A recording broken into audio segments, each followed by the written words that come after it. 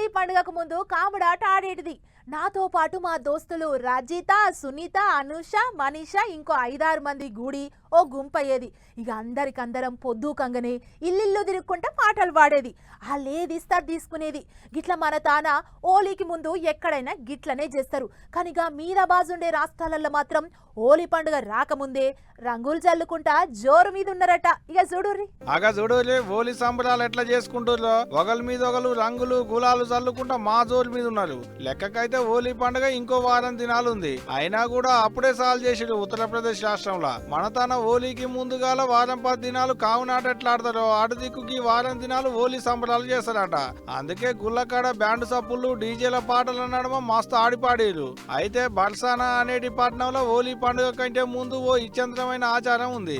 అదేంటంటే ఆడోళ్లు కట్టెలు అందుకొని మొగోళ్లను కొడతా అని ఎమ్మడి పడి తరిమి కొడతారట. అగొక ఆచారాన్ని అక్కడోళ్ళు లాట్మార్ హోలీ అని అంటారట. ఈ ఆచారం రాధారాణి అనేటి గుళ్ళే అవుతుందట. ఇక బ్రజ్ మండలాలలో ఏటి హోలీ సంబరాలు అయితే ఏకంగా ఓ 40 దినాలే చేసుకుంటారు. మొత్తానికి మార్చి 10వ తారీఖు నాడు బాంకే బిహారీ గుళ్ళే రంగుబారి హోలీ ఆడతారు. మార్చి 13వ తారీఖు నాడు కావుని గాలబెట్టి అటనిక పెద్ద హోలీ ఆడతారు. ఇట్లా వారం దినాలు తెంపు లేకుండా ఉత్తరప్రదేశ్ రాష్ట్ర పోలే కాకుండా గుజరాత్ రాష్ట్ర పోలు కూడా హోలీ సంబరాలు చేసుకుంటారు.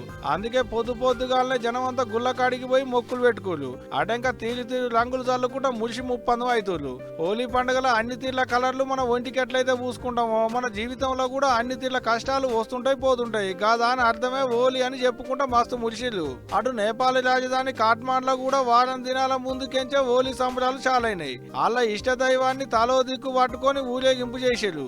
అటంక అందరి పబ్బతి బట్టి మొక్కి ఒకరికొకరు రంగులు పూసుకున్నారు. పాటలకు స్టెప్పులు వేసుకుంటా మస్తు ఎగిరి దుంకిళ్ళు.